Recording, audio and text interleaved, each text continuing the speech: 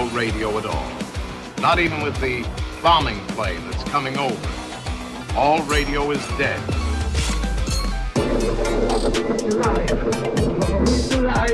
It's alive. It's alive. It's alive. We're going to make you one of the rising up.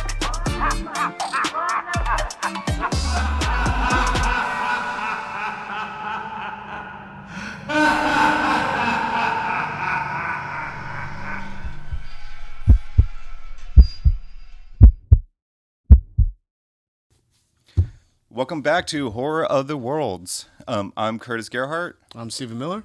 And today we're talking about France for the most part. Like, we're going to be talking about the French extremity or extremism. We're going to start off with a little bit of a history on France itself. Like, I mean, we're not talking about everything that happened in France because There's a lot. France has had a long, fucked up history. And honestly, this podcast isn't about France. No. We're about horror, so we're just bridging that together. We're gonna start off with, France is pretty much known nowadays as, a place of art. How beautiful the scenery is and the language of love. I mean, if you're into French language, like I never found it as a love language, but be it as it may. But it wasn't always this way. It's always had its issues, and it has its issues up to this day, which I found out a lot more researching this topic. But yeah, the whole French extremism movement only lasted for about a decade throughout this whole the history of it all. A lot of the information from this topic I ended up getting from a book called Films of the New French Extremity, Visceral Horror and National Identity. The author is Alexandra West, and it's actually a freaking amazing book. If anyone's interested in this subject, I highly recommend actually picking it up and giving it a read. It helps break down so much of these movies on top of the other 15 or so movies that are part of this whole genre. But also kind of gives you about a good history on France itself as well. All right, so let's kick it off with a little bit of history. We're going to start off with the 100-Year War with the Kingdom of England lasting about between 1337 and 1453. That was pretty much over land. And it was after this war, that's, I guess, when it became France itself. Yeah, so actually due to this war, I actually killed off a lot of France's population, which wasn't the only time that it actually affected their numbers. France has always actually had issues with pretty much French people. No, well, shit. Honestly, you could take that. You could take that in any way as well. They've also had some religious wars throughout this time as well between the Catholics and the Protestants, with the Catholics pretty much winning the battles, and the Protestants not being completely dissolved. They were still relatively present within France, even though it is loosely predominantly Catholic country around this time. They later became a slight force to be reckoned with, while winning some battles with Louis XIV. They pretty much became what we look at as in America nowadays, where it was actually a pretty sought-after land. They were actually a pretty booming country. It was the place to be. But again, everything kind of falls. Between 1643 and 1715 as well, they were rich, beautiful, and they were looking good. However, they helped with the American Revolution, and that helped deplete a lot of their resources, which led to higher taxes to be collected. Sounds kind of familiar. And a lot of the king and the church was more rich, while everyone else was poor, angry, and hungry. Doesn't sound anything like America.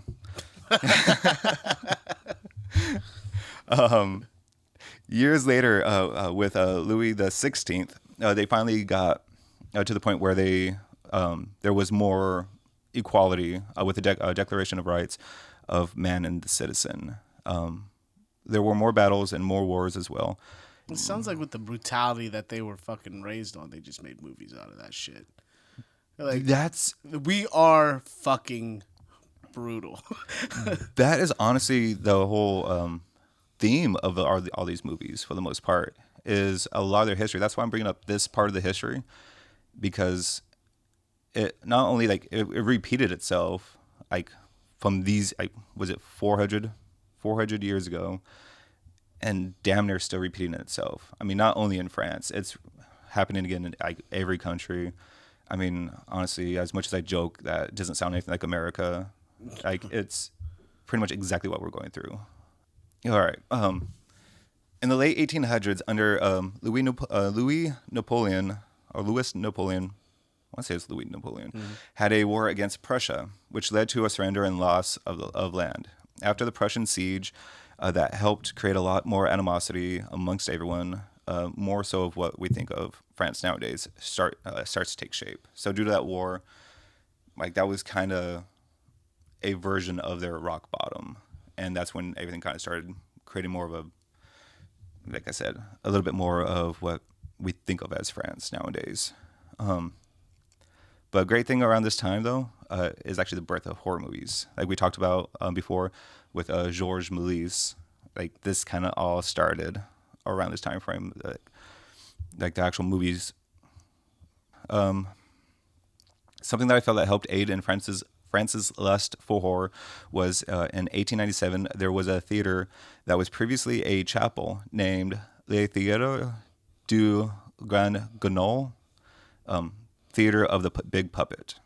It was over the top for its day. It had plays that gave the promise of what one could call extreme. Most of the plays of the time could be described as taking place in the mental state of the human mind. And just like how bloody and messed up it could have actually was. Oh man, that's brutal. They were even going for the psychological horror of it all at the same time. And that's like, as theater and stuff. So I mean, it's just cool. help explains that France has always had that.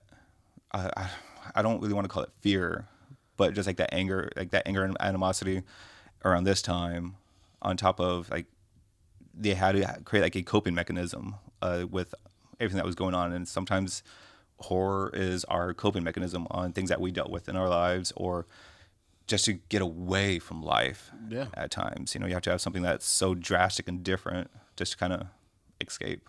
That's why people watch romance movies, I guess, because they want to see something horrific and people getting Alzheimer's and dying in a bed together.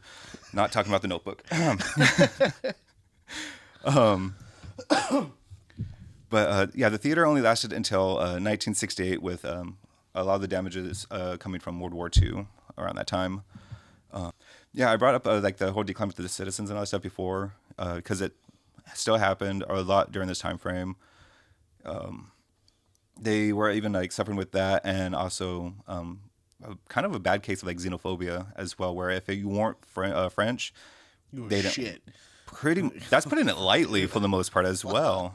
I mean, like watching like some of the interviews like during some of the riots and stuff, a lot of the French people didn't feel like they belonged to France. They didn't feel French and stuff. So I mean, it was a country where their citizens didn't feel like they were citizens of that country, which Place personalities and shit. That's fucking weird. So like that's like one of the things is a complete opposite of America. I know it sounds like I'm just like an anti-American for the most part on this podcast so far, but like we have the exact opposite effect where like we feel like we're Americans. We tote it and we say it so freaking loud, like it's annoying. Oh, I get it. Yeah, the over sense of pride versus the lack of feeling like you belong. Yeah, they feel disowned, and it's honestly kind of quite sad in ways. But yeah, also like due to like a lot of the xenophobia and all that stuff that was going on, it wasn't uncommon there and then and now that there was actually a lot of issues with like the police and the law enforcement brutality stuff. They had. Yeah. All sound familiar. That's all. Not mad at it, just recognizing it. God damn, I really should look up the guy's name. But there's a saying, I'll put this in post, where it's like history doesn't repeat itself, but it rhymes, which is extremely true. Like as much as it it does repeat itself. It's not the same exact situations, but they sound really close to what it was before. All this all this craziness that was going on, it helped create this genre that we're talking about, the new French extremity. It sounds like they waited till they seen it all before they started showing it off to the rest of the world. And the rest of the world's like, you know what? We don't want anything to do with that shit. It's a little too much.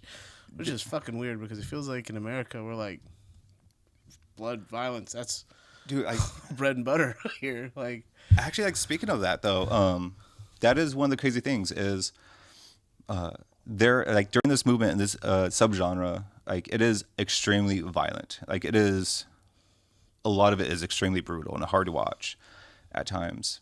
But their movies, as violent as they are, they're about the violence themselves compared to a lot of American movies where they are violent, but they, like, where the blood and the gore and sometimes the killers are the star of the movie for the most part. We watch them because of the blood. We watch them because of the special effects.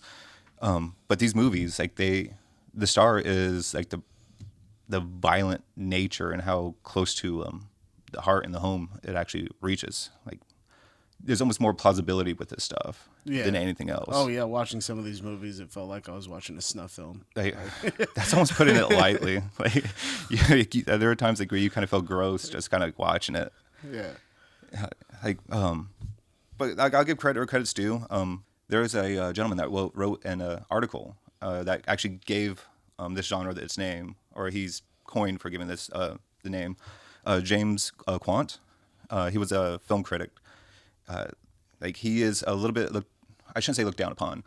A lot of people disagree with his article that started this genre name because it was just a very blunt and almost in a negative light of like how grotesque and extreme these movies were. Like, there was no story, no meaning behind it. It was just gross for no reason at all. Which, honestly, these movies have a lot more story to them and a lot more heart than a lot of movies do, to be honest. Yeah. I mean, I feel like I've watched plenty of American-directed movies where it was just pointless violence. It was more for the fun of violence, but this, yeah, you're right. This one's a little bit more realistic as far as the plot and like, there's no fun in this violence. Yeah, this is not Evil Dead fun violent. No, not at all. But you know what? I almost kind of want to, with it also being extreme, I kind of almost feel like it is an extreme version of the movement that's kind of petering off right now. The whole like A24 films, like where it's at. Oh yeah. Like where, oh God, what Midsummer had me fucking like tripping out about that a little bit. I'm like, it feels like they actually filmed stuff. I mean, they didn't, but it was all very realistic in the way they followed through. The whole elevated practical effects, all that shit. It was the whole elevated horror movement that's currently going on. Like, this is just like it feels elevated, but in a very bloody way. But yeah. So first movie we're gonna actually talk about is Irreversible. Oh, I didn't get to watch that one. That's one of the ones. Oh, all right. That's one of the ones I was trying to get to. Honestly, it is a great movie, but it is a very hard watch if you're not in the right mindset. Not only because of just like the kind of graphic nature of it all. It is pretty much like a movie that had like the imagery had more words than the actual imagery itself. Like, than there were actually written on the script. Like, the picture is worth a million words, and this movie kind of describes that. There is so much nature that's going on between some of these scenes. Like, you'll have like what I would like to describe as a normal couple that has its issues, but it works in its own way, neither positive or negative, but at the end of it, you could always see it like love is at the core. I'm not saying it's good or bad, even though I probably just said that.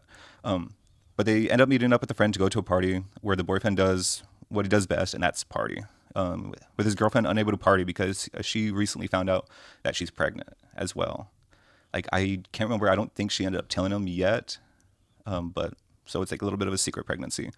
But she ends up leaving the party alone, upset but like when she ends up going down an alleyway, or like kind of like more like a subway, like it was like under some stairs, where the scene that happens is probably why this movie is as well known as it is. It is a very long, like, rape scene and stuff. Like, it is nothing glamorous, nothing at all, and they Like Last House on the Left kind of shit, where you're just like, man, how much longer can this possibly go on?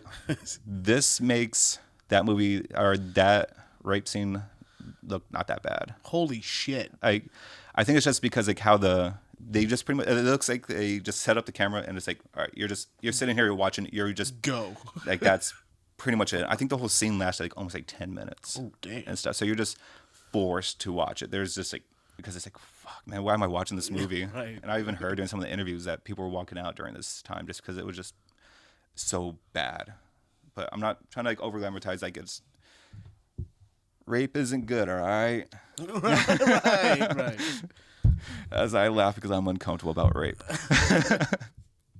But yeah, later on, the boyfriend finds out what has happened, and he goes into a rage, which one naturally does. You know, who could blame him for that? But he ends up going to a party, or not so much a party. He ends up going to a gay club called the Rectum, and this scene is actually quite freaking amazing because how much goes on like during the scene. Like I can't remember. I think it took like quite a few takes to actually do this all. Because if I'm not mistaken, all of it's pretty much a oneer. With I want to say probably some hidden cuts. That's actually done extremely well.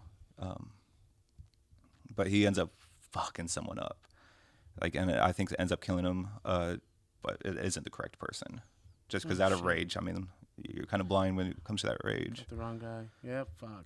But yeah, everything I just said, now just kind of like reverse that. And that's what this movie is. 12 long takes in reverse order with a shaky cam at times. Awesome. So it's really hard to watch on that. Damn. Like it is. Feeling sick to your stomach from motion sickness. So you have that on top of the graphic nature, on top of the storyline. And during all this, like he has a 27 hertz bass tone set throughout it. So it's more inaudible, but you can actually hear it and feel it. So it's like a subliminal tone kind of carrying out a vibe throughout the whole movie. Pretty much. I guess a lot of the riots and stuff, they would use this tone to actually help subdue a lot of the rioters just because of how uneasy and unnerving. I've heard a couple movies doing that. There's what's that? Baby Driver. Baby Driver, if you listen closely, they have the sound of tinnitus going throughout the whole set because the guy is hard of hearing from his tinnitus from when he was younger. So, man, I don't know if I would actually be able to hear it because of my own tinnitus. That's what I'm saying. I couldn't hear. I read about it. I was like, oh shit. No wonder I didn't notice that. Right. I thought it was my own ringing in my own ears. God damn it. The years of cooking, man. Just that sound. It's like, oh, fucking hood. But yeah. There's also a thesis on the time play of this movie, since it's all oddly structured for the most part. There is actually a scene like where the main character, Alex, he ends up reading a book, An Experiment with Time, from J.W. Dunn's, which the thesis is that there are two timelines running parallel with each other. You have one timeline that's more so linear, A to B for the most part. And then you have a second timeline that is a mix between past, present, and future. And there are moments like, so with that being said, there are moments in this movie, as you could pick them up if you rewatch the movie, but there are pretty subtle, where some of the moments are actually foreshadowed. There are, I think, parts technically at the end of the movie that is technically the beginning of the movie in a way, since it's shot in reverse. Where like he was just like joking around with his girlfriend saying that I'm gonna anally rape you and all that stuff, Holy or we're gonna have like anal sex or something like that, and then she ends up in that alleyway later on. There was a couple other things that I kind of forgot what they are, and I don't think I wrote them down because I am that good at this. It's not a job; we're not getting paid. But yeah, so this movie kind of brings to light a little bit of the point of view of what Paris actually kind of is, that we don't really see it as, which is a crime-ridden and diseased with a harsh light on homosexuality. With Noah's experience, that's the director. I forgot to say that at the beginning, where it's directed by Jasper Noah. movie was shot in 2002 or released in 2002. But yeah, I guess he had like with his experience, like when he was took this on the road for the most part when it was in some events, where there was actually some the gay audience, they loved like the scenes from Rectum, like the whole So the gay bar, inclusiveness, the realistic, like some of setup. that, like they saw it as like beautiful and like sexy and grotesque, all this way, like where it was just like they enjoyed it and stuff. But the ones that were offended were pretty much a straight men. You know, like, oh, you shouldn't be showing that Easily stuff. offended on. How dare you? The Kevins and the, Yeah, the right. group or Karens, whatever. I'm not.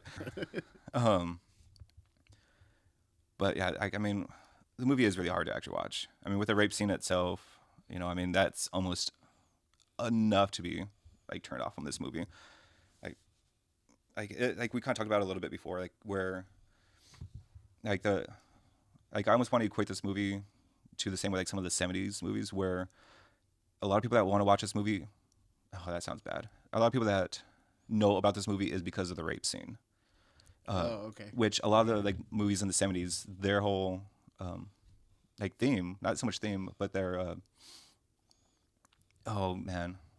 their motivation for the movie was rape. A lot of the times, you know, like you were saying, like The Last House on the Left. You have Mother's Day. You know, I Spit on Your Grave. You know, Yeah, I Spit on Your Grave. That one, was that the one where it felt like they caught her like 3 different times before she got back to the fucking house?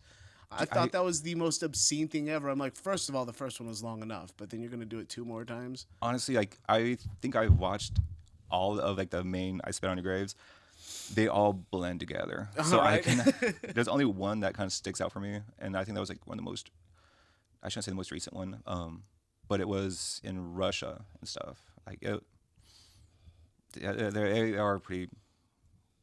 They're actually not too bad of movies. If you get past the rape, they're not horrible. No, I saw one of the Movies. remakes. I thought it was a great movie. You're right. There are those like almost cringy moments where you're like, I feel horrible watching this. But that's kind of like what they're trying to capture with that shit, right? Like you should feel bad about seeing that shit. It's a horror movie. It's not, you know. That's exactly it. I mean, horror has a very simplistic definition for the most part, but like it's anything could be horror. You know, I mean, there are different volumes to it. What one fears or how they elicit the horror through it. I mean, if it's grotesque or violent nature or whatever. I mean, like a lot of the 80s slashers, I go back to that. It's like they're not scary to me, No. but they are horror movies. Like undoubtedly, they are horror movies, even though they don't frighten me. I'm not staying awake because, I watch some mythical being come back to life somehow and slaughter the friends I don't have. Right. It's Well, I could see how people don't find Underwater to be the most horrifying horror movie ever, but to me, man, the claustrophobia, the deep water scenery, things catastrophically going on, you feel like you're running for your life the whole fucking time. And that's one of those things they captured really well with that and Gravity. It's the rush. honestly, I'm kind of It's curious. high anxiety. I don't think I looked into what genre. Like, I would actually label it under horror, but it is with Ryan Reynolds, Buried, I believe, where he's stuck in a coffin. I mean, that's claustrophobia right there. Yeah, when I saw it, it was labeled as a comedy horror.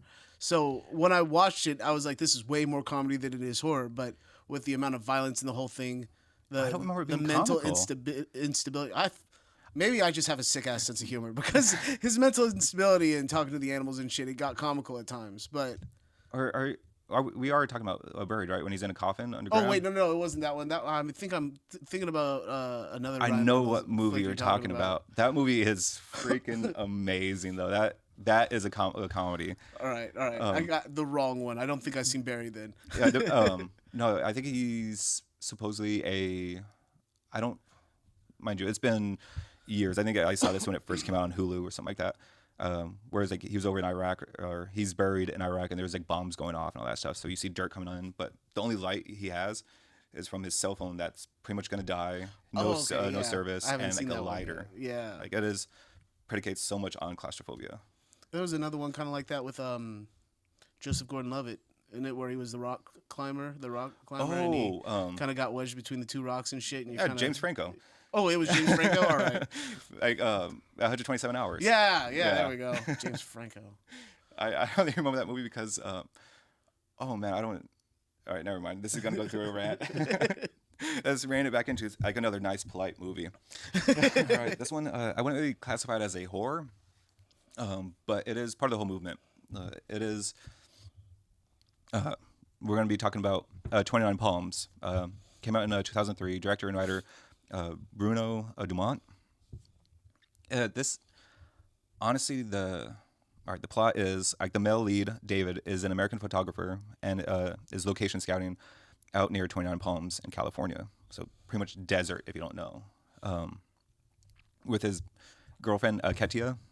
Like I must have missed the part where in the dialogue where they were saying they were location scouting. Like I must have blinked or something like that. Or, but the movie probably would have made more sense if I actually heard that bit of dialogue, to be honest.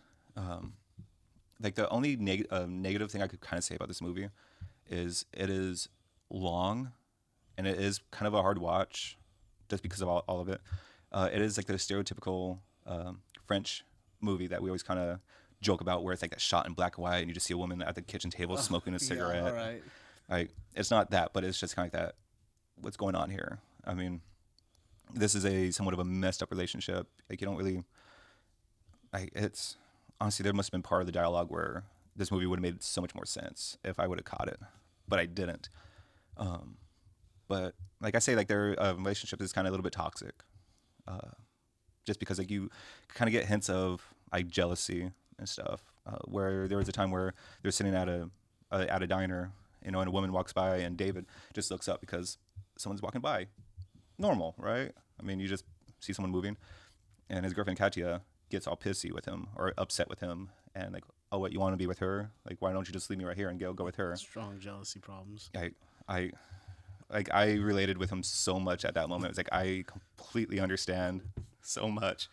But later on, the roles kind of reverse, where they're actually sitting at an ice cream parlor, and there was a Marine sitting there and stuff, and she kind of looks at him a little bit and just kind of loosely jokes around, and he gets jealous about the situation. So both of them are a problem.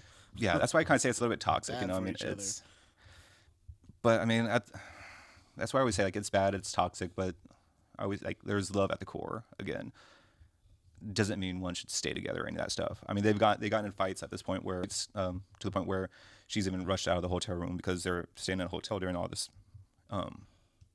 and he's just pretty much whatever. She runs off. She ends up getting like paranoid and because there's a car kind of like stalking her and stuff. He kind of comes to her rescue by chasing her down and almost beating her up. Not violently, but I mean there was like a little bit of a fight and stuff. And they kind of get their things squabbled a little bit. That's some of the negative aspects of it. But while they're location scouting, they're going off road and stuff, and they have he ends up teaching her how to drive, stuff which is pretty cool. You know, whatever. Right. Honestly, like there's another part that like, I find like it's actually a very romantic gesture and stuff. So like during one of these moments, like when they're going off roading, they end up just walking off and out to go have like sex or whatever. It doesn't really happen. So they end up like climbing the rocks where they were near, and they just kind of lay there and bask in the sun. And like he ends up making a remark of like, "Oh, we're gonna burn up here," and she just ends up taking her hand and just placing it over his dick. So I was like, "That's a cute, polite gesture." I was like, "I love this couple now." Like it was just like, it's just such a subtle thing for me. Like it's just, oh, so cute. But yeah, that's actually kind of like the whole movie up until like the last 10 minutes. But like the whole premise of this movie is like it is shot in America, but it's from a French director. So this is an outside source, like through their lens of how they see America and stuff. That's interesting. Yeah, that's why I kind of thought like I would have never put two and two together until I was actually reading more into this. Where it was kind of shot in the desert because of just how vast and empty it is and how dead it is. Like it's just that's what the desert is. And it's kind of like how they are. Like there's like really no like real soul between the two of them. Like that actually binds them together. Like and it's just kind of a little bit empty. It's there. It exists, good or worse. All right, yeah. So things end up picking up like I was saying, like 10 minutes or so, like at the end of the film, where they end up going off roading again, and there's a big ass white truck that kind of ends up running them off road and stuff. They end up stopping. The guys end up honking the horn, speeding off. You know, they get kind of a little bit scared or a little bit set off, but they say whatever, and they keep on going off road, you know. And I believe they're on their way back into town, and the same white truck ends up pretty much trying to run them off the road again, hitting their bumper to the point where they end up stopping. And he's like, all right, well, what's going on here? So they end up, the guys in the white truck end up ripping out Katia out of the truck, rips off her dress, so she's there naked. And you're thinking like, holy shit, they're probably going to end up raping her, because that's what the extreme movement is. Like, so you're just kind of waiting for it. But then you see David coming around the corner, you know, being held up against, like, pretty much held up and stuff, and they end up beating the shit out of him, like, with a baseball bat. And he gets thrown on the ground, his pants get ripped off, and then he's the one that gets raped. Holy shit, that's a twist. That's the thing. I was like, Fuck. I did not see that coming. But even this whole scene, like, it was extremely. This was like, it made me uncomfortable. I don't know if it's just because I'm a male and just seeing a male getting raped by another male that looked like a skinhead for the most part. But then I started kind of like almost sympathizing for her. It's like I wonder how he feels getting raped in front of his woman, and if that would be like a different dynamic if the roles were reversed. Twice as helpless. Holy shit. Like, it's just that was kind of a hard scene to kind of watch, to be honest. I mean, rape is hard to watch to begin with. I mean, but yeah, he's beaten, all this stuff. They end up going back to the hotel room, and, you know, she ends up going out. Like, he's just pretty much sitting there in the dark, just trying to cope, trying to come back to reality for the most part. Right. Which there's no reality after that. Bouncing back is not gonna happen that quick, dude. No. No. Like, she ends up going out and getting pizza and stuff. Like, you're following her. When she gets back to the hotel room, they find out that David's like in the bathroom, and she's like, what's up? Like, are you okay? And all that stuff. And all of a sudden, he busts out of the freaking bathroom door and ends up stabbing her to death. Yeah. Oh, fuck. Yeah, his head's like badly, like, he tried to shave it with some scissors and stuff. It was poorly done, and just, you could just see like pain in his eyes, just trying to get some kind of normality back. There's no normality. And he took her life for it. And then just I think it was like a jump cut to where it's just panning away. He's dead in the desert. The Hummer that they were driving just open there. Like, no, he ended up taking his own life at the end of it. It's just, it ends very bleak. There's no hope. That's some of the best horror movies I watch. Make you feel hopeless at the end, and you're like, why did I just watch that? But that's kind of like all these movies. Like, there is no happy ending. Yeah, really. Like, there never is. It's like, oh, and the credits are rolling. Yeah, like, fuck. Yeah, right. I need a movie to boost me up after this shit. Like, let's go watch like some creature feature, some shit that's totally unrealistic. All right, just like something kind of like get your own normalcy back. Yeah. But yeah, it's like the whole, I guess, I don't know if he sought it out, but like the whole premise of that was he has an outside source, you know, the skinhead ended up raping him, taking what he thought was like normal, his everyday life. And for him to kind of get back his revenge, he takes it out on someone else. Right. So this was all a little bit after what I said. 2000, it came out in 2002, 2003.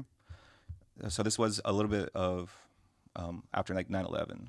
Oh, so, shit. So this was every time he looked at her, he'd remember that moment, because that's, I mean, like, which is still fucked up the way to carry that out. But that's like, I looked at her and felt the humiliation. His binding piece to it all was, you know, you have an outside source coming over here and doing something horrible, and us in anger and retaliation, we go to pretty much another country and start a war. It's your fault. I'm going to decimate your people. Yeah, no. Yeah, like, so that's what the whole premise of the movie was. It was just an outside source seeing how America treats everyone else when they're mean to us.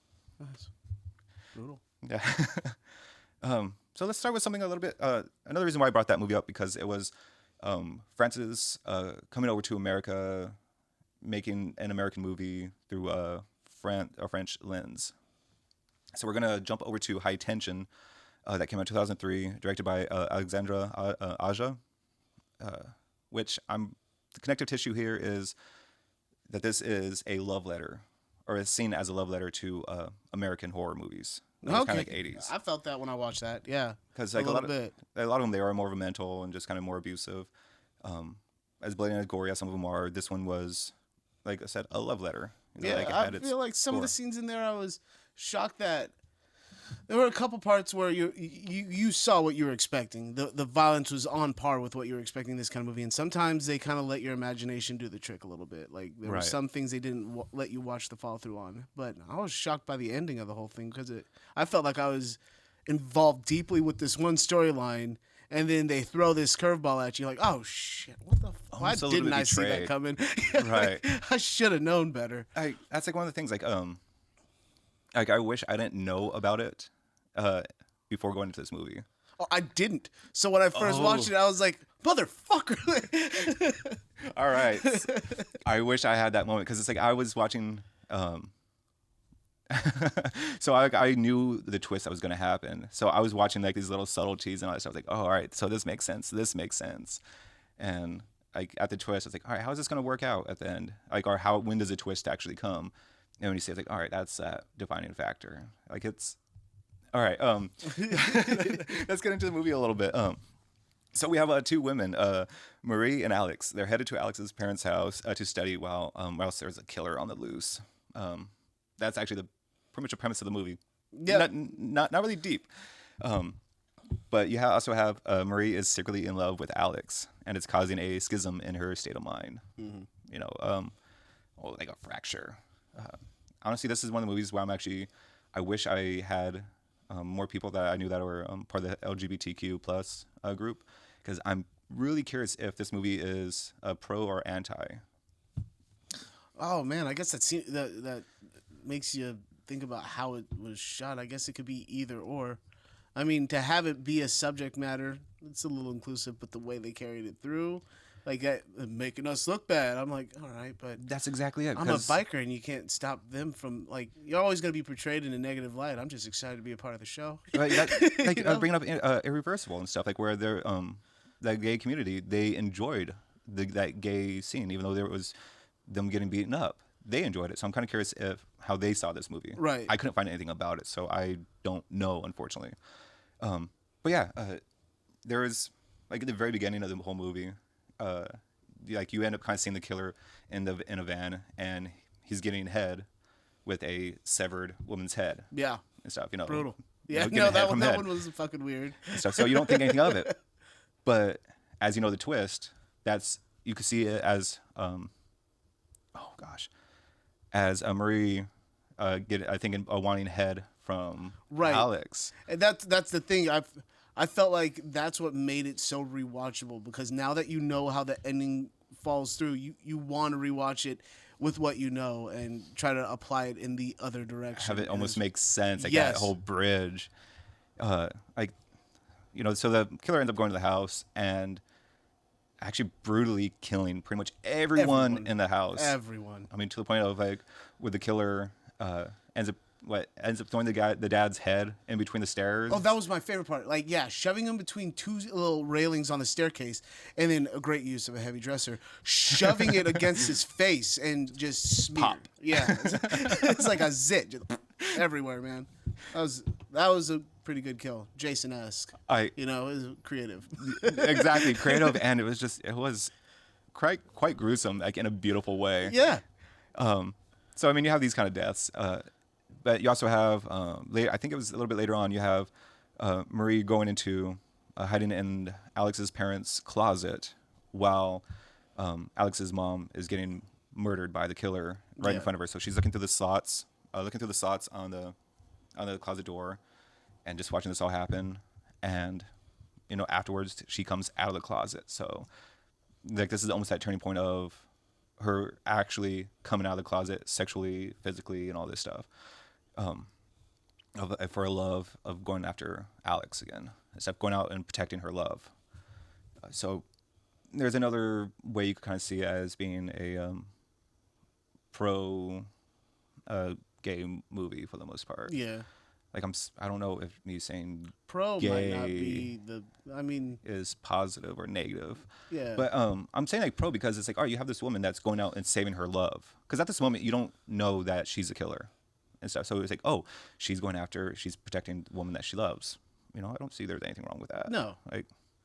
Like I mean, she, even before the killer even shows up, she's masturbating to the thought of Alex and all this It's stuff. still a very heavy look upon homosexuality in society at that point when the movie was being made and stuff like that. So I can see why it was trying to bring to light how this kind of negativity towards you just being who you are could drive you to an insanity.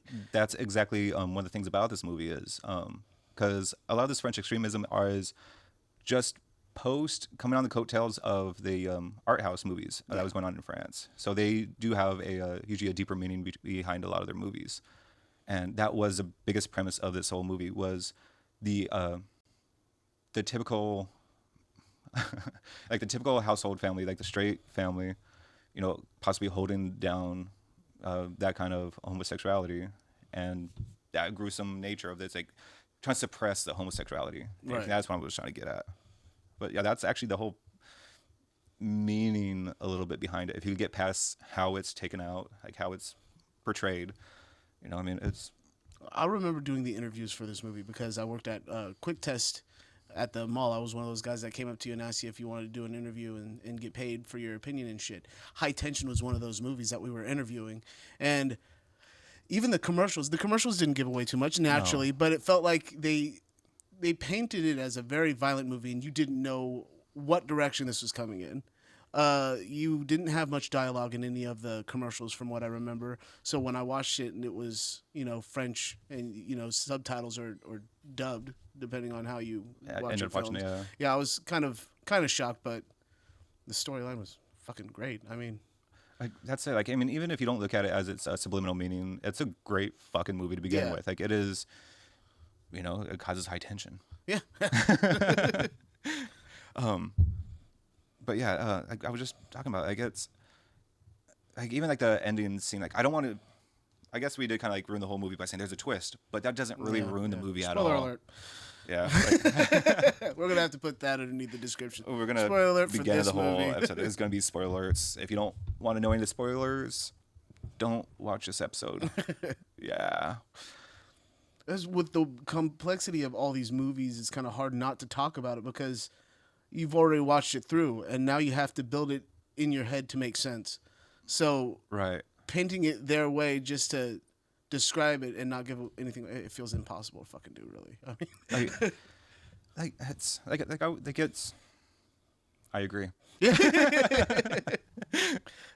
All right, so we're gonna take a little bit of a break from the movies, and we're gonna talk about some of the incidents that happened that incited some of these movies. The next two movies that we're gonna be talking about, which were some riots.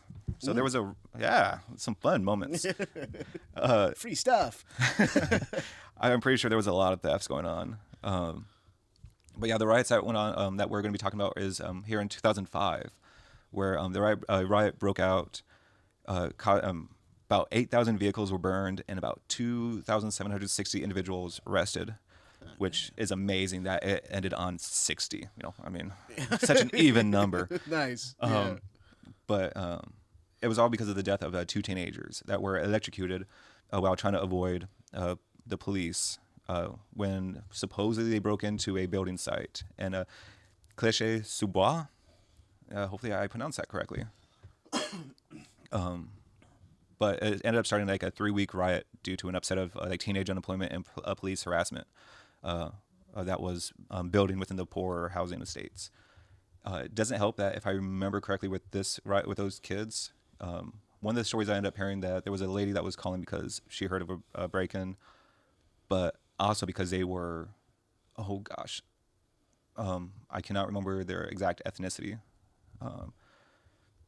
They were a different ethnicity than French for the most part. Holy shit, it is like a play-by-play of what's going on in America right fucking now. Like that's as we speak. These riots were actually extremely brutal because I remember. I'm not going to talk about it on the podcast. But yeah, it was because a lot of minorities, like a lot of like the whole xenophobia kind of comes in. They hated, like you already have French people not feeling like they're loved by their country. They don't feel French. You have other people that coming over in France that wanted to be part of like Paris and everything else, but they weren't really accepted, unless you were, working for the government or what have you. But supposedly the lady ended up calling the police because of this. That's what brought them over here, because they were possibly minorities there. The kids may or may not have been breaking into the place, whatever. They just knew that they were young kids, and they didn't want to be caught by the cops or harassed by them, because that's just how that society is, Right. and stuff. So I mean, they tried to escape and died, created a riot. 2 kids cause a lot of havoc. I mean, that's just what the final like straw for the most part that made everything explode. Like it's like nothing just happens out of nowhere. It builds up and builds up, and that was the thing that kind of helped everything kind of come to the surface and pop. Which I think is happening to America right now. I'm kind of hoping that's not this violent, but I'm kind of hoping it pops and things become a idea of normal. Yeah, I mean, there's at least going to be a new normal. I mean, nothing. It ain't going to be like the 1950s again. That's for damn sure. Honky dory, or their idea of honky dory, because it sounds like hell. So many jokes I want to say that I can't say on camera. That's something I'm not going to post. But yeah, there was again in 2007 where there were 2 kids. That they were on a motorbike and ended up colliding with a police vehicle and dying. Oh, shit. And when I say kids, they were like 15 and 16. Damn. Yeah, so supposedly the cops were saying that the bike was stolen and stuff, and that's what caused the cops to, I guess, run into them and leave them for dead. Which the cops denied that they left them for dead or any of this happened. You don't really quite... I didn't really find a solid answer. There were so many things contradicting their deaths. But at the same time, though, Paris, like the whole suburbs of Paris, they were still at unrest from the 2005 riots. So this just actually created a new riot. It only lasted about 3 days, but still another... Just layered on another blanket of hell. I guess it's kind of crazy. It's a movie that we're not going to be so much talking about right now. But there's a movie called Them that's actually part of this movement, where it is actually kids ended up breaking into a house and tormenting like this couple and all that stuff. It sounds like a Clockwork Orange almost. Borderline. Like actually, Them created a movie that actually helped spark off another movement here in America. That was actually quite big around this time frame. That started the whole home invasion movies, where The Strangers is actually loosely based off of Them. Oh, shit. Stuff, which I guess Them is based off of a true story that happened with an Austrian couple. They went into a house in Romania, I want to say, and ended up getting beaten by some kids and all that stuff. Oh, damn. And yeah, like that movie's actually pretty solid. If you could find it, watch it. Like I do highly recommend that movie if you're a fan of home invasion movies. All right. Next movie we're going to be talking about is Martyrs. Yes. Came out in 2008. Directed and written by Pascal. Laugier. Laugier. That's a hard one to say. All right. Yeah, I'm American and I butcher everything I fucking say. So. All right. At least someone else butchers names instead of me. I do it all the damn time. Yeah. Honestly, like I want to say this is I almost want to classify it as a religious horror. For the most part. Yeah. Oh man, that's a weird way of looking at it. I didn't think about it until just now, but it'd be a new kind of religion. That's for fucking sure. I mean, new kind of religion. It seems like every religion. They took it to a new level. That's all I'm saying. Did they though? I feel like it. Saw some shit in that movie I'd never seen before. I mean, yeah, a lot of religions fucked up. A lot of deaths are caused more by God and their beliefs and everything else. Yeah. Yeah. All right. Like, I don't know, like how bleak I really want to go right now, or if I want to save a lot of my perception on religious issues.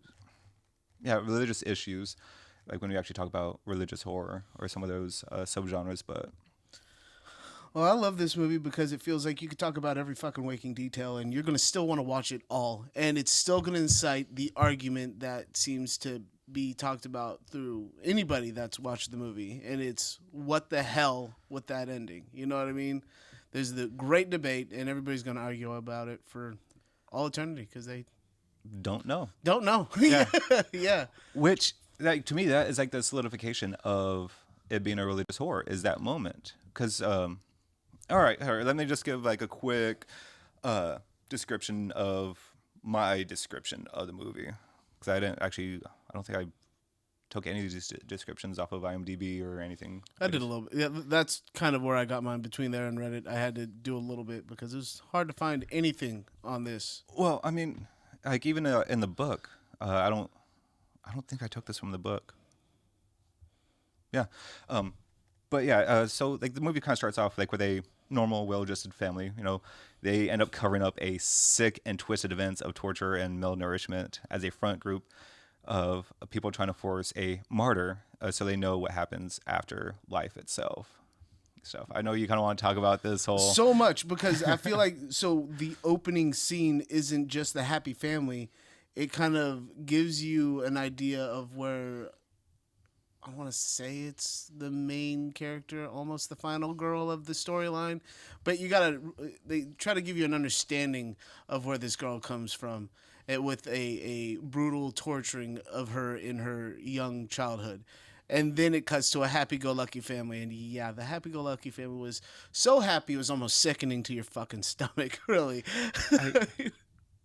Well, that's kind of like one of the comparisons with the Catholic Church. You know, you have these happy-go-lucky Catholics. Nothing's wrong here. Yeah, and then all the stuff that kind of goes on is like, we just In the don't archives. don't look at that stuff. Like, look at God. Yeah, right. Oh, this movie. But yeah, and that's the thing. I shouldn't say. I don't think that's the first part of the movie. Like the first part is where, you have Lucy, which I think is the main character in this. Or no, Anna is. Lucy was the one that was Lucy's traumatized. the one that was traumatized. And Yeah. stuff. Like, you have no idea why she's traumatized at this moment in the movie. But she ends up escaping and going into like an orphanage where she meets Anna. Mm-hmm. It's hard to, and this is one of the things that's hard to say because you don't know how much of this is the original recording and how much of this is the edited, because when the Weinstein Company purchased this for distribution and stuff, by the time you got to see it anywhere, it had already been heavily edited. So I'm wondering how much of this movie, which one of the versions of this movie, has anybody seen the original, the director's cut of Right. this? But I'm actually kind of curious on which one I've seen, because I know I watched the one I bought in France with my Region 2 Blu-ray, but I don't. You probably are the one that's seen the most original, because the only times I've seen it was on streaming devices and shit. So it's like, I know. I think I need to kind of rewatch it and I almost kind of want to compare the two. yeah, Like, it'd be kind of interesting. yeah. But yeah, with Lucy like being traumatized and stuff in the orphanage, so she's the one that ends up breaking into the house, and this family gets brutally Leaned it up. Holy shit. makes John Wick look like nothing. Right. But yeah, she shotguns everyone there, and she's confronted with a pretty much like a weird amalgamation's the wrong word, because I think of like The Thing when I say that word, like almost like a demon. There's some Hills Have Eyes looking cut up lady. Yeah, then Anna ends up showing up a little bit later, and like, what the hell is going on here? And Lucy ends up taking her own life because she ends up finding out that that demon's her, Right. if I'm not mistaken. Well, there's a back and forth where you're seeing what Lucy's seeing, and then you're also seeing it from Anna's eyes. So you're you're questioning the whole thing from the get go. Like, what the fuck is actually going on? Yeah, like honestly, I don't feel like that's a bad representation of like a PTSD from someone that has had those moments, some like a very traumatizing event. Deep cut trauma, yeah. Stuff. So I mean, she's legitimately battling her own demons after killing that family, and that's not even the whole movie. No, Like, that's the first fucking 20 minutes. Like, that's enough for a movie itself, but no, like that's just like you kind of end up forgetting about that beginning part of the movie. I know I forgot about that part of the movie. Yeah, no, because after it just gets. I didn't know it could get that much more fucking crazy, but it picks up hella hard. It's another movie that it really helps if you haven't seen it and you go into it as blind as possible. Yeah. But at the same time, though, it doesn't make it any less gruesome. Still an interesting watch. I felt like it was like it was like a train wreck. You definitely, no matter how much you wanted to look away, you couldn't look away, and you definitely wanted to know more. Like every second that you watch this shit. Oh, exactly. Like it's so like after Lucy ends up killing herself, family's brutally murdered, Anna's left there on the scene. So the main people of the torture ring, that are trying to create a martyr, ends up I don't want to say kidnapping, abducting Anna and keeping her in a basement where they continue to beat the living. They're trying to bring her to her lowest point that she possibly can, and we're talking like from physical abuse to mental to pissing your own pants, like pretty much becoming incontinent. Yes, you are broken down to nothing. Like, and these scenes, rebuilding is not the word that they're trying to do with you either. No, these scenes are brutal and with themselves. Yeah, and stuff. So you have all these moments where it's just like, why am I watching this movie again? And it's like, oh, I already invested, 50 minutes into it. I got to finish it. Yeah. But there's a scene that, oh gosh, I wish I could remember the name of the actual act of it, where they end up skinning her. Oh yeah. Like where like the only skin that's left on her is her face. Oh yeah, this is like the Hellraiser scene, man, where it's just muscle, tissue shown here. Like it almost reminds me of I probably shouldn't make this comparison or this thought because I never watched it, but Attack on Titan, that manga. Oh yeah. Like that one giant. I think it's one Titan. This is like twice as fucking brutal though, because that was more like an exoskeleton with some muscle showing. This is like you could still see the veins pumping blood. I'd like to say that whoever did the art in that, like, well fucking done. Everything looked goopy. Like it was gross, but interesting. Very interesting. There are other things about this movie that happen since we're not dissecting the movie itself. There's more to look into all these movies. We're just trying to do a little bit of comparison of everything. Yeah. But so with that scene, she ends up seeing life after death while still being alive. The whole being a martyr. So I think one of the torturers ends up seeing that look in her eyes, that glimpse, and ends up calling the head Pope. Yeah.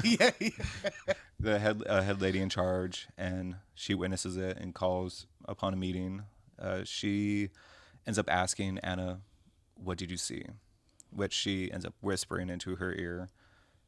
You don't know what she says. You don't know what she says. And there's a meeting that's about to happen. I think the head lady was Mademoiselle, or I can't remember her name. I didn't write it down. Ends up going to her room. One of the guys ends up asking her, like, "Are you ready to come out?" What'd she say? Like, there's nothing. And then the lady ends up shooting herself. Offing herself. Yeah. Yeah, it's like she witnessed the beauty of death without actually dying, and it was trying to more than physically break you. You were mentally broken to a point of trying to find your own peace and serenity in just existence. Yeah. And once you, I guess, executed the thought that pain is in the mind, everything can be great or some shit. I don't know, but the way they carried it out was fucking gnarly. That or how peaceful it is or something like that, or how beautiful it is. Like, we don't know. I know there's a big speculation, like I think on like Reddit, there's a lot of like guessing on what was actually said, what's the actual thoughts and all that stuff. I feel like it's a lot more fun if you just kind of try to make your own out of this, because I've rewatched it and it feels like every time I rewatch it, I want to think of something else that might have been said. Like, you can't put yourself into that situation. And with the head lady being so well off that you're sitting there thinking, like, she has such a cush life. What the fuck could she possibly be worried about? And to have these words whispered to her and her to just go, all right, we're doing this. Right. I was like, what the fuck? I think that's like one of the reasons why like I equate it so much with like religion. Oh, excuse me, because I was kind of raised predominantly like in a loose Catholic Christian household for the most part. So like a lot of the basis of a lot of movies, I think that's one of the reasons why like spiritual or like demonic possession movies are so scary to me. Like legitimately scary to me because of that fear that's kind of pushed in my subconscious, over the years. Like so I think that's like I always end up looking at religion for the basis of like a lot of movies. Well, with all that being said, it's really, to me, after watching it, it's hard to believe why it's so banned. I mean, we don't have many movies that are banned in the United States, but when it comes to this one, Bob Weinstein, not Harvey, Bob Weinstein in particular was so repulsed by what he saw. He's like, fuck that. It's not getting theatrical anything. It got a short release on DVD, and it got an even shorter release on Blu-ray. So if you have this shit on video, you have pretty much theatrical gold, and you probably have an edited version, because if it's an American release, it was edited before it was released. Which I feel like that itself is enough of a marketing campaign. Like, oh, this movie's horrible, don't watch it. But click, download. Yeah, people are gonna watch it. Once we say it's bad, people automatically want it, especially horror fans. Like if it's banned, if it's like it was so down upon. Fucking gnarly. So when it premiered at the film festival in France, even they were like, no, it's going to get an 18+ rating. That's a death sentence for a movie in their society. For us, it makes you want to look into it. But still, they apparently the directors definitely appealed the rating and got it to a 16+. But it's still, I mean, with the original release that they saw in the film festival, it had people vomiting and fainting and walking out of this motherfucker. And then when when people came here, they're like, even America's like, I don't know about that shit, dude. I think it's, again, I keep on bringing up religious, like, because we are a very Puritan-based society at its core, even. So I'm kind of curious if that's just being how gruesome and brutal that movie is on top. And yeah, it just feels why did I become the religious freak on this movie? Yeah, right. It just feels like with the religion that we've carried throughout this society, that it's based in violence, like fire and brimstone, crucifixion, all of it. Like there's not a single part of it that isn't filled with some kind of violence. I mean, exactly. And for us to go, you know what, Martyrs is too much. This is too real. We've done this too many times. Fucking straw. But I do have to say, with the way that they painted out all the deaths in there, it didn't feel like it was a Kill Bill kind of killing spree. You know what I mean? You didn't have the overdrawn like anime squirting blood or something like that. Like it felt like somebody went in there and just dropped people left and right. I honestly like it's no exactly. But yeah, the director was raised pretty much in a Catholic household as well. Kind of explains a little bit. Yeah, so I mean, that like he had like I shouldn't say experience with it, but it kind of helped him like create the basis of the whole story. I think with what I also read is like you pretty much when one loses everything, they will find peace at heart at the end. You know, they become the stronger person because they have nothing left to lose. Like I almost kind of want to link it to one of the stories in the Bible, the story of Job.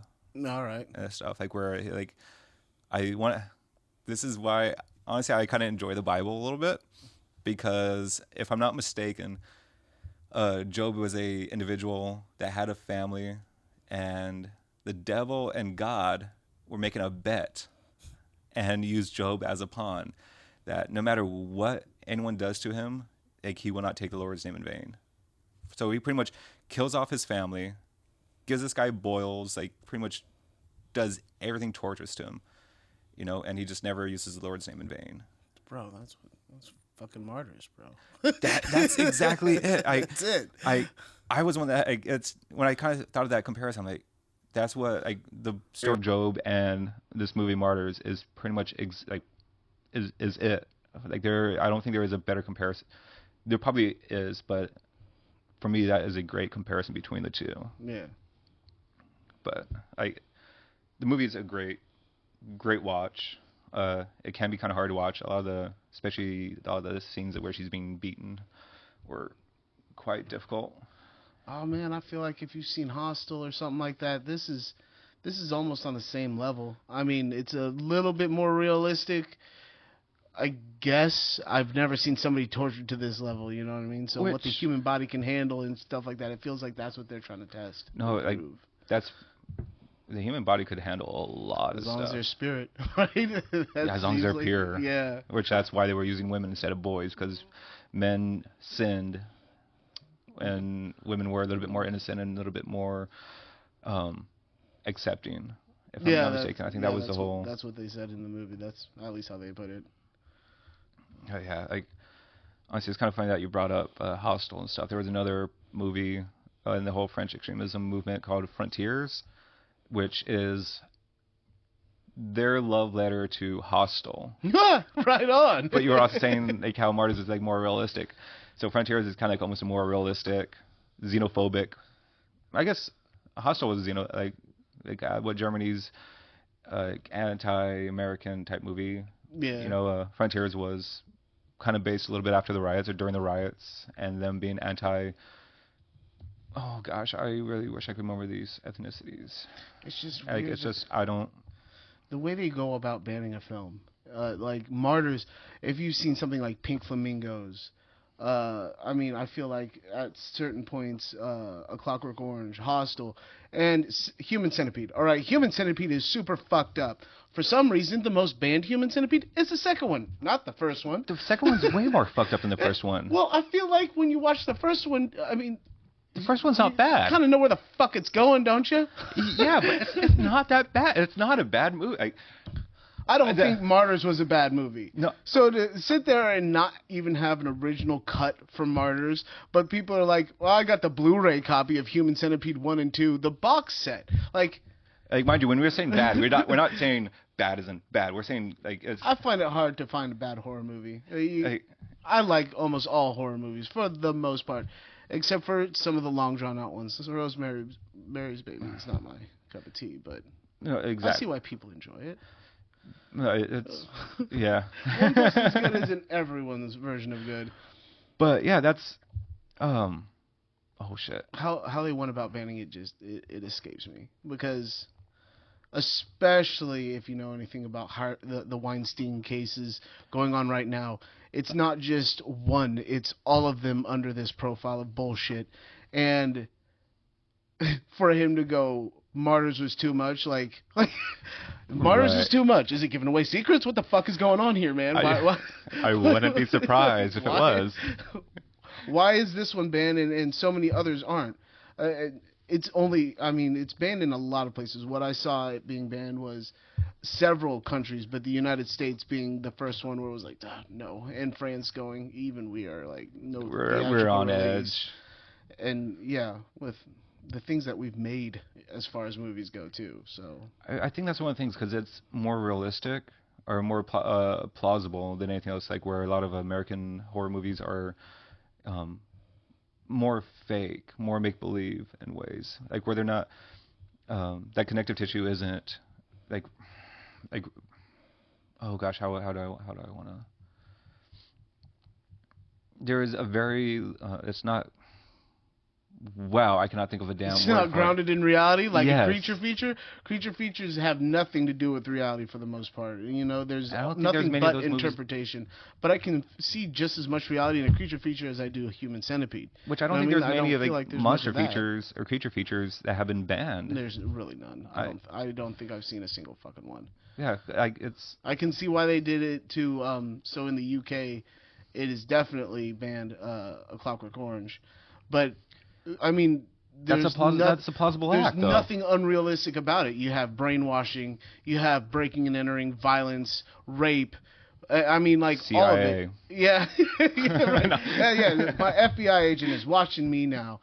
Like that movie has literally everything in it, and still, it doesn't feel like it's as bad as Martyrs. I mean, Give Martyrs a watch. yeah. With everything we've said, these are still great movies, and you should fucking watch them. Yes, regardless of how much we...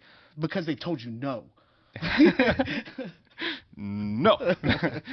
All right, let's move on to the next movie. Oh, man. I really don't want to talk about this movie because... All right. It's a great movie. It is Inside from 2007. Inside with was William Dafoe that's in it. Like, this is, of course, the French movie.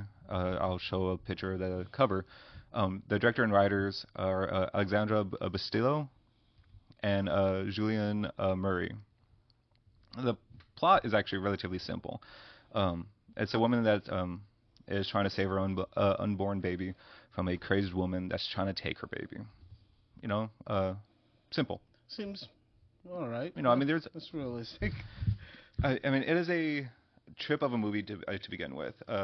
So like it starts off with a car accident that ended up killing her husband. Like, she's pregnant, and it left her traumatized. You know, pretty much having to raise a kid all on her own, while she's just madly in love with her husband. So jumps 4 months after the accident, and she's only about like a day away from inducing labor, or they're inducing labor like on Christmas. So it's a Christmas movie. So like the day before that she's going to be induced, there's a woman, which I think that's her title, is it The Woman, ends up breaking inside her house, and ends up trapping her, not the killer, into the bathroom. You know, where it's just like she is stuck in that bathroom through most of the movie. But yeah, there's so much freaking blood in this movie where it makes like a lot of 80s slashers look like a fucking Disney movie. No way. At least for me, like it did. Like, They need to start measuring like the gallons and tons of blood that they have to use for a set in order for you to... They do. I want to because know I think more about this when you watch a movie. I think I like the way Joe Bob Briggs brings up like the kill count and shit like that. That the gallons of blood needs to be a part of that. I think was like Evil Dead, the remake, came out 2003, 13. Wait, the remake? No, yeah, that was more like 13, 16 it was maybe. 13. But I think that one actually had a record for a minute of having like the most blood, or one of the Evil Deads did. Yeah. You know, like for the most gallons of blood used. But yeah, there was actually a symbolism behind all the blood that was in it. It made the whole house. So like when you actually end up seeing the whole house itself, it seems like a very basic, simple 2-story house. You know, nothing special for the most part. Very clean, very presentable. But they made the inside all red with all the blood, kind of symbolizing like the placenta and all that stuff, like the actual womb itself. So there's symbolism behind all the blood. Like there is actually a moment which I think is kind of crazy. Like she ends up accidentally, one of the moments that she breaks out of the bathroom, she ends up stabbing her mother in the neck with a, I think it was like a crochet needle or something like that, like one of those long ass needles, straight through the neck, and it resembled, which I'm pretty sure they meant to, Dario Argento's Tenebra scene, like where the hand gets cut off and she just squirting all over the wall. Yeah. Like that's what that scene was beautiful. I don't know if it's just because of that connective tissue of it all, but I loved it so much. But yeah, I'm sorry. I think this movie just hit me as hard as it did just because of like the shit that I'm going through personally right now in my life. So I almost equate this movie with, I put it up on the same level of like Cannibal Holocaust and a Serbian film for me. Cause those movies, shit. Yeah, like not saying that this movie is bad or crazy. It's just not many movies actually affect me, like for the most part. Right. Serbian film legitimately affected me. Cannibal Holocaust did That as one's well, definitely understandable. and this one did as well. I still haven't seen a Serbian film, which is upsetting. I need to give that one a watch. It's not a horrible. Oh man, that's a movie. All right, that movie is filmed like it's a very beautiful film. Like it's the meaning behind it is actually not too bad as well. But there are scenes in it that are quite horrific that a lot of actual YouTubers and stuff would not talk about it just because of how bad they are. Holy shit! Yeah, Alright. not because of blood or anything. It's just the acts itself. Mm-hmm. But yeah, so like I was saying, a little bit like connected to, so a little bit of that whole part of like the riots, that is kind of like some of the basis of this movie as well, or I shouldn't say basis. So later on, there are some cops that end up showing up because she ends up calling them, and I think they were just out trying to stop a section of the whole riots that were happening right now. So they end up having I think it was like a Muslim kid or something like that, another race thing going on in the back. I think this is like later on throughout the whole movie. Oh shit. I'm sorry. Take your time. Like, did I not write? I felt like I wrote a whole lot more, but I guess I didn't. Fuck. All right. Now let's go based off my memory. This is gonna be fun. Yeah. I know the tablet's off. Oh gosh, I'm nervous now. That's my connective. I want it back. All right. A lot of this was happening kind of during the riots. There's a scene where she's watching the riots happening on TV. While this is happening, I think she ends up falling asleep while it's on TV. And this is before the woman breaks into the house. She sees her through the sliding glass door, and not being able to really see her and stuff, she's taking pictures because she's a photographer. And there's a symbolism there where the lady ends up bashing on the glass, kind of almost and like shattering it, representing like the first contraction of labor and stuff. The cops end up coming that time, and I'm skipping over a lot of parts and making no sense of it all. But then they come back with the Muslim kid to help her out and stuff. They end up realizing that she's stuck in the house, and these cops are actually relatively helpful, like for the most part. I mean, they don't do anything like too crazy. I feel like French films in general. I'm a big fan of just movies in general. They don't need to make fucking sense. They don't have to have a purpose in the storytelling. Just have a good story. But I feel like the French have always been good at having that deeper meaning. You'll watch closely, like understand more. Which, like, this movie does have a good meaning at the end of it all. So I mean, you have the mother that's fighting for her life, fighting for the baby's life. Her last breath of her husband, her history, like she loved and wanted a future with. And you have an outside source coming in and trying to disrupt everything. There was even a comparison making her like a virgin, like part of the Virgin Mary, where her husband's dead up in heaven. She's pretty much dressed in white throughout the whole film as well. Kind of representing purity, and she's trying to give birth to, a fatherless child, stuff like. Representing Jesus on top of being born on Christmas Day. So there was some that whole Catholic like upbringing on that one. But man, there's like so much gore, so much, I shouldn't say gore, like so much blood in this movie. The woman gets stabbed so many freaking times. Like she kills so many people. The woman ends up killing the cops, killing everyone. Ends up stabbing like the Muslim kid in the head with a pair of scissors. Oh shit. Yeah. But he comes back as possessed. Makes no fucking sense. The only comparison I could think of that is them being race related, like during that time frame, and having Muslims being evil and possessed and all this shit.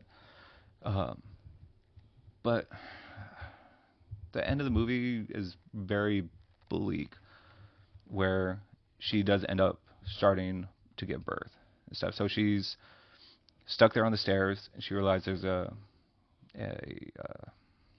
an issue giving birth, like the baby's stuck.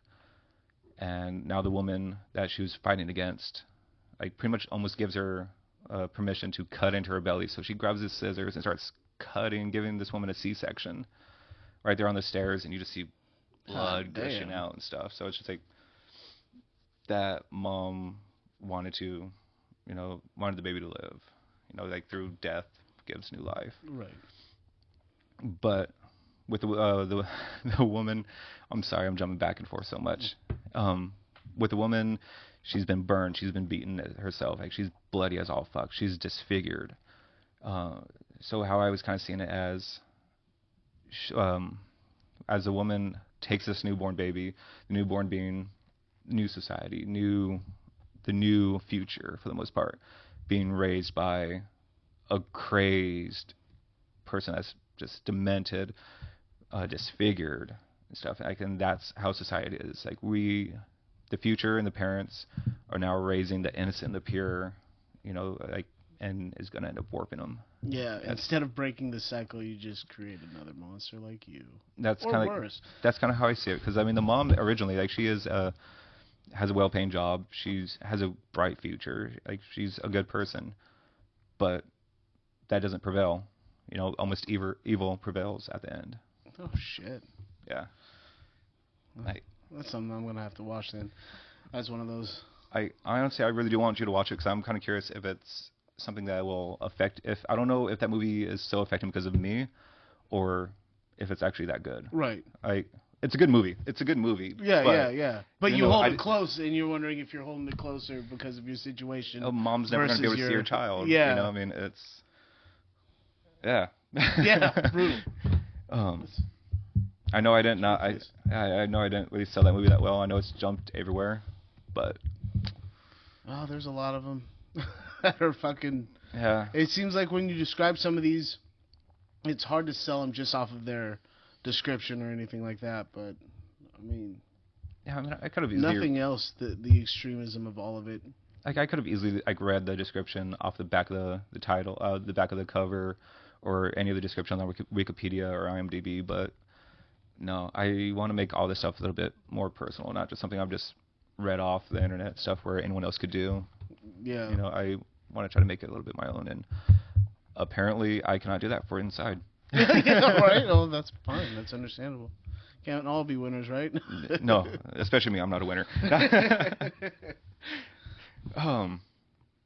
But yeah, I guess like that. There's a lot more movies that happened during this whole genre or subgenre of the horror movement.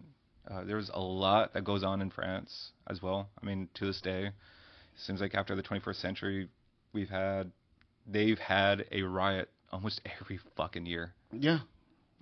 I did not know. Like, it's so insane. But is there anything else that you like to? No. If it's a banned movie, watch it because they told you not to. Yeah, do that shit. Don't let them say no. Yeah. Yeah. Well, hopefully you enjoyed this episode. Feel free to give us a watch on YouTube if you're listening. We're also on Spotify and iHeartRadio, I believe. We do have a Twitter and Instagram. We're not extremely active on it. Probably never will, but God damn it, follow us, subscribe, and well, hopefully you see us and hear from us again next time. Mm-hmm. All right. Oh. Yeah, that's the end. Yeah.